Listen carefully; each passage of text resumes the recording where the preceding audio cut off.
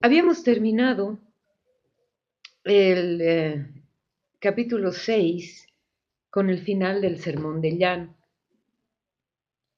Y ahora vamos a entrar al capítulo 7 y ver qué es lo que nos dice de la actuación de Jesús frente a Juan Bautista. Una vez concluidas todas estas palabras al pueblo, entró en Cafarnaúm. Se encontraba enfermo y a punto de morir un siervo de un centurión, muy querido de éste. Habiendo oído hablar de Jesús, le envió unos ancianos de los judíos para rogarle que viniera a salvarle. Estos, llegando ante Jesús, le suplicaban insistentemente, diciendo: merece que se lo concedas, porque ama a nuestro pueblo, y él mismo nos ha edificado una sinagoga. Iba Jesús con ellos, y estando ya no lejos de la casa, envió el centurión a unos amigos a decirle: Señor, no te molestes, porque no soy digno de que entres en mi techo. Por eso ni siquiera me consideré digno de salir a tu encuentro. Mándalo de palabra y quede sano mi criado, porque también yo, que soy un subalterno, tengo soldados a mis órdenes y digo a este, vete y va, y a otro ven y viene, y a mi siervo haz esto y lo hace. Al oír esto, Jesús quedó admirado de él y volviéndose dijo a la muchedumbre que le seguía: les digo que ni en Israel he encontrado una fe tan grande. Y cuando los enviados volvieron a la casa, encontraron al siervo sano. Este mismo relato está en el Evangelio de Mateo, ya lo hemos visto, ¿verdad? Pero lo que quiero que hagan, me gustaría que hagan, es comparar este relato con el de Mateo. Este es bellísimo. Además, que en este relato no hay encuentro entre el centurión y Jesús. No es el centurión el que va, manda gente. Y lo curioso e interesante a la vez es ver cómo un romano, en este caso el centurión, un romano, manda a judíos, los ancianos judíos, a buscar y a pedir algo a otro judío, Jesús. Según Lucas, este romano amaba al pueblo judío, a tal punto que les construyó una sinagoga. Y por esto se ve que este centurión creía en el Dios de los judíos. Y no solo en él, sino también que reconocía a Jesús con mucha más fe que los otros judíos. Eso es muy interesante porque nos muestra esa diferencia entre Mateo y Lucas. En Mateo es el centurión el que va y habla con Jesús. En Lucas manda a los ancianos de los judíos a hablar con Jesús. Él no se encuentra con Jesús, pero los manda. Y sin embargo Jesús les dice: ni en Israel he encontrado tanta fe. Seguimos, versículo 11. A continuación se fue a una ciudad llamada Naín. Iban con él sus discípulos y una gran muchedumbre. Cuando se acercaba a la puerta de la ciudad, sacaban a enterrar a un muerto hijo único de su madre, que era viuda. La acompañaba mucha gente de la ciudad. Al verle, el Señor tuvo compasión de ella y le dijo: no llores. Y acercándose tocó el féretro. Los que lo llevaban se pararon y él dijo: joven, a ti te digo, levántate. El muerto se incorporó y se puso a hablar y él se lo dio a su madre. El temor se apoderó de todos y glorificaban a Dios diciendo: un gran profeta ha surgido de entre nosotros. Y también decían: Dios ha visitado a su pueblo. Y lo que se decía de él se propagó por toda Judea y por toda la región circunvecina. Esta resurrección, este relato de esta resurrección del hijo de la viuda de Naín, es propio de Lucas, no está en los otros evangelios. La hija de Jairo, el relato de la hija de Jairo, está en los 3 evangelios sinópticos, pero este solamente está en Lucas. Y Lucas incluye una frase dicha en el primer libro de Reyes, en el capítulo 17, donde se relata una curación o una resurrección practicada por Elías, en el que también dice, y se lo dio a su madre.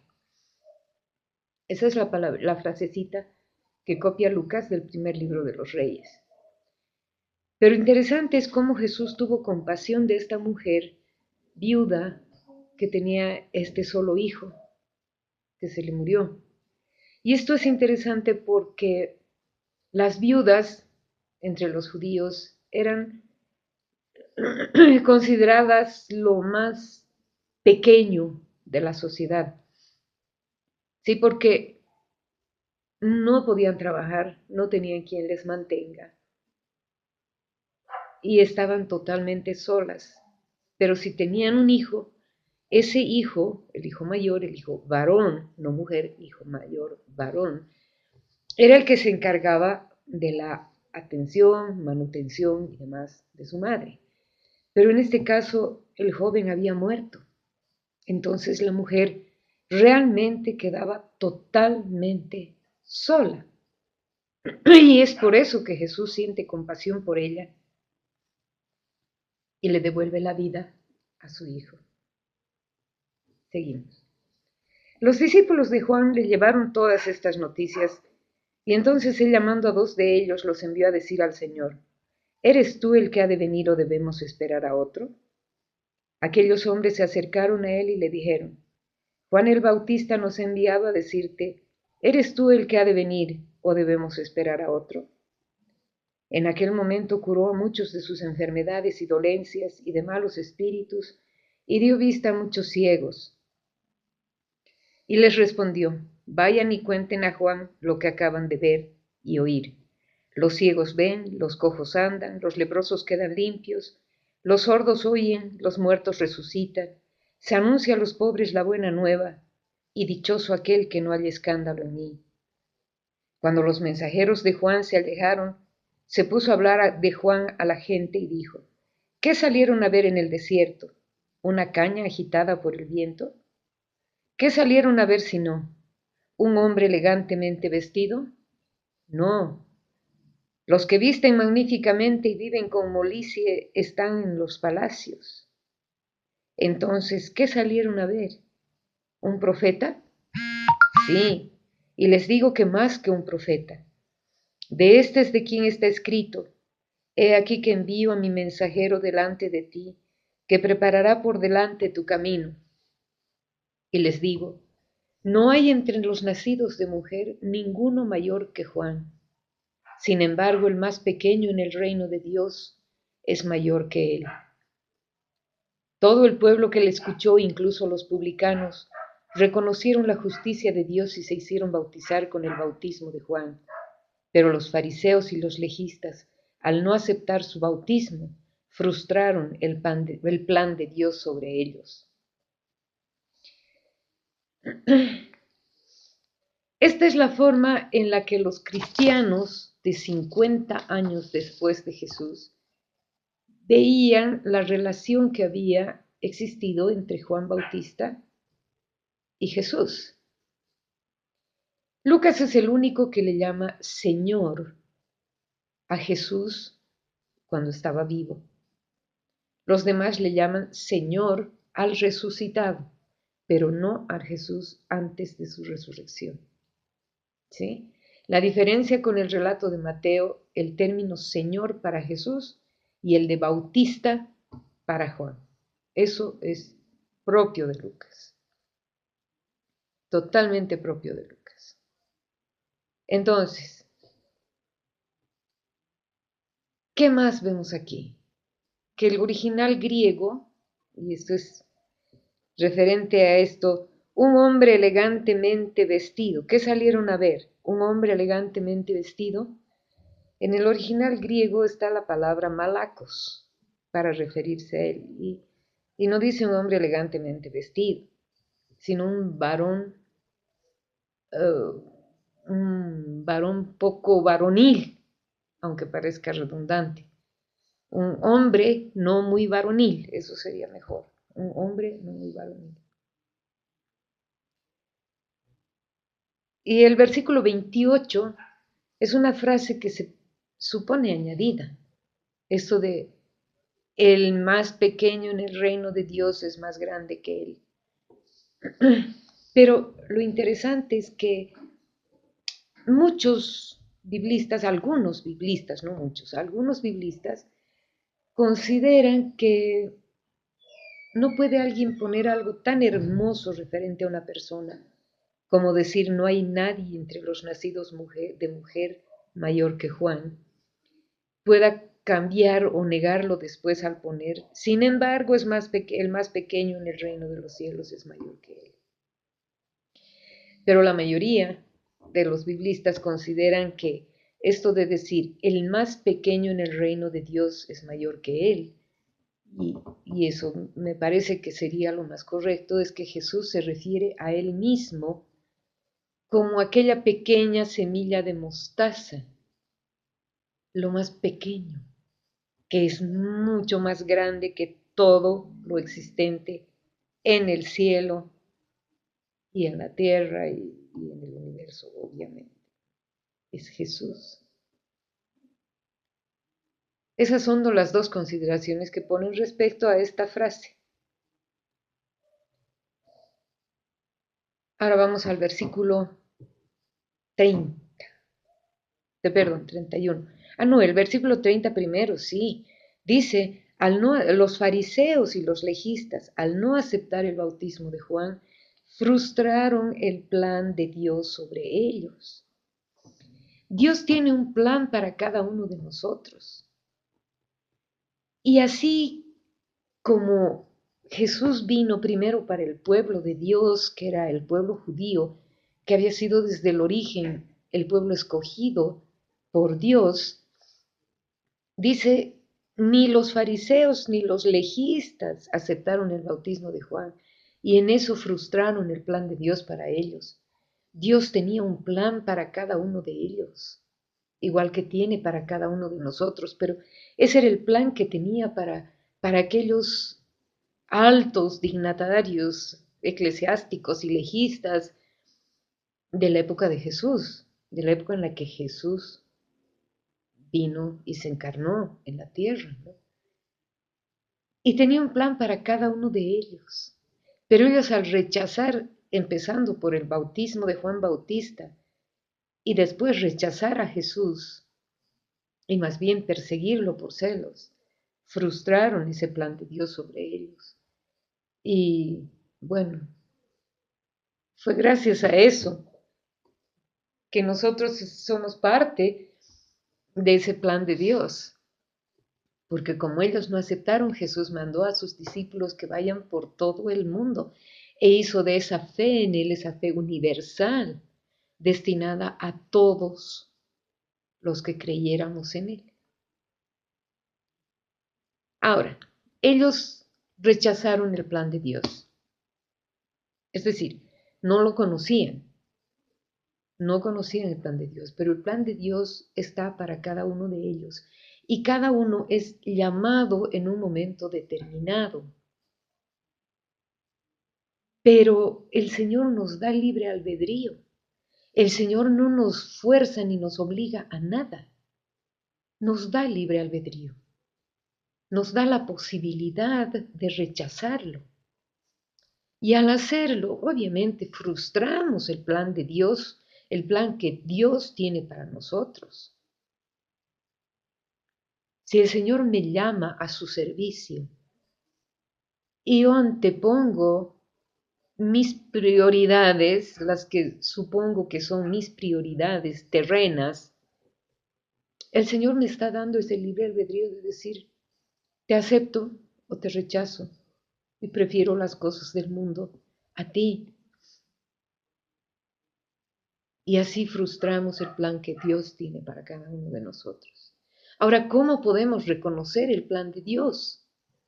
Si al realizar lo que consideramos su plan, sentimos paz en nuestros corazones, es que viene de Dios. Si por el contrario nos trae incomodidad, nos molesta, nos sentimos incómodos, angustiados, es que no viene de Dios. O es que esos son nuestros propios planes nuestros propios deseos o son impulsos que vienen del enemigo para hacernos creer que es lo que el Señor quiere para nosotros. Pero venga de nuestros propios deseos o venga del enemigo. Si estamos realizando alguna cosa y no sentimos paz en nuestro corazón, vamos a tener la seguridad de que eso no ha venido de Dios. Mientras que si nos trae paz, vamos a saber que estamos cumpliendo y aceptando el plan que Dios tiene para cada uno de nosotros. Seguimos, versículos 31. ¿Con quién compararé pues a los hombres de esta generación? ¿Y a quién se parecen? Se parecen a los chiquillos que están sentados en la plaza y que se gritan unos a otros diciendo, les hemos tocado la flauta y no han bailado, les hemos entonado endechas y no han llorado. Porque ha venido Juan el Bautista que no comía ni bebía vino, y dicen, ¿qué demonio tiene? Y ha venido el Hijo del Hombre que come y bebe, y dicen, ahí tienen un comilón y un borracho, amigo de publicanos y pecadores. Y la sabiduría se ha acreditado por todos sus hijos. Seguramente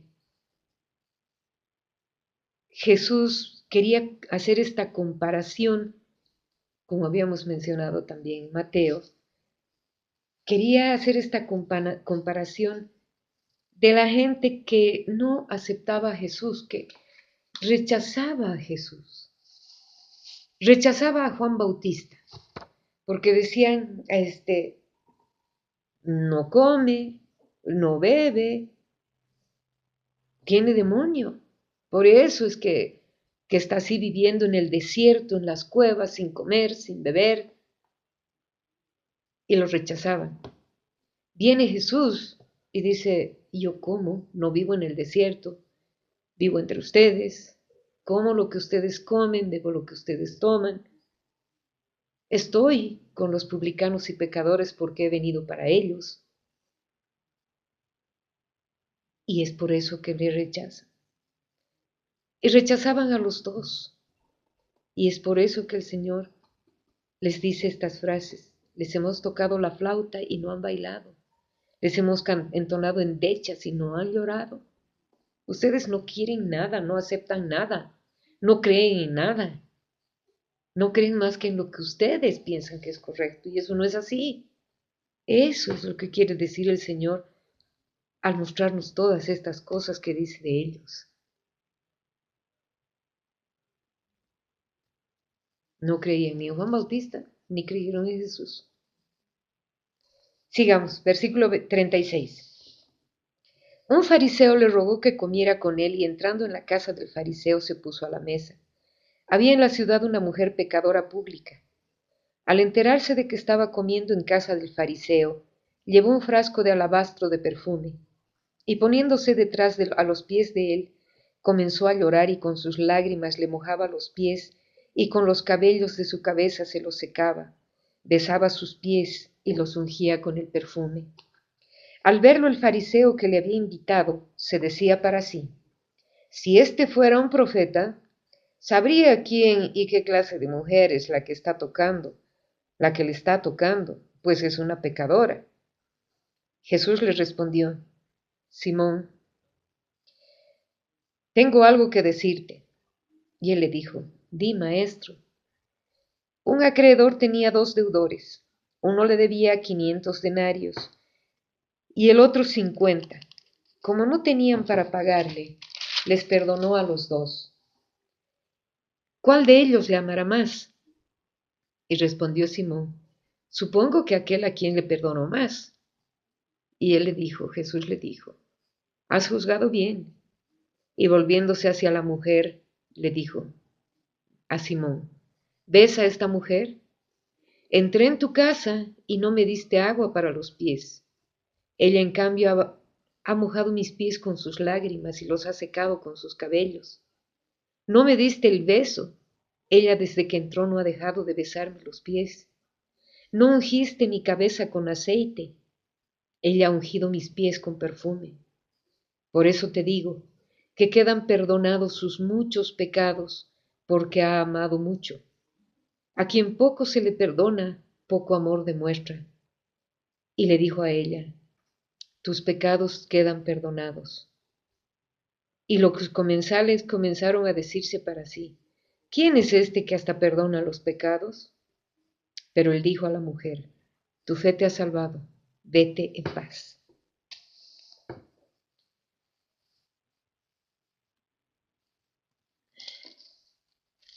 Es hermoso esto, todo este relato de la pecadora perdonada, porque, en primer lugar, seguramente que este fariseo oyó que a Jesús lo llamaban profeta. Y claro, como buen fariseo, si había uno llamado profeta, era profeta, tenía que honrarlo. Entonces lo invita a su casa para comer. Y Jesús va a comer a la casa del fariseo donde aparece esta mujer pecadora. La mujer hace todo lo posible por escandalizar al fariseo. Eso hemos visto en el relato, ¿verdad? Mateo y Lucas, Mateo y Marcos no muestran este lado de Jesús, en el que Jesús estaba en frecuente contacto con los jefes fariseos. Ellos no muestran, ni Mateo ni Marcos muestran que Jesús esté en semejante contacto. Ir a comer a la casa de un fariseo. Y bueno, respecto a lo que nos dice de esta mujer pecadora, vamos a recordar que hay 3 mujeres distintas en los 4 evangelios. La mujer desconocida que está en Marcos 14 y en Mateo 26, en la unción en Betania, y esa unción es hecha en la cabeza de Jesús. La mujer pecadora de Lucas, que es esta la que hemos visto ahora, en la unción en Galilea y es en los pies. Y Marta, la amiga y hermana de Lázaro y de María, en Juan 12, y también en Betania, también es en los pies. Perdón. La Biblia de Jerusalén sugiere no identificar a esta mujer pecadora ni con María, la hermana de Marta y de Lázaro, y tampoco con María Magdalena. Eso está en la nota. Si tienen la Biblia de Jerusalén, nota del capítulo 7, 36. Y ahí terminamos con el capítulo 7 y vamos a dar inicio al capítulo 8 en la próxima grabación.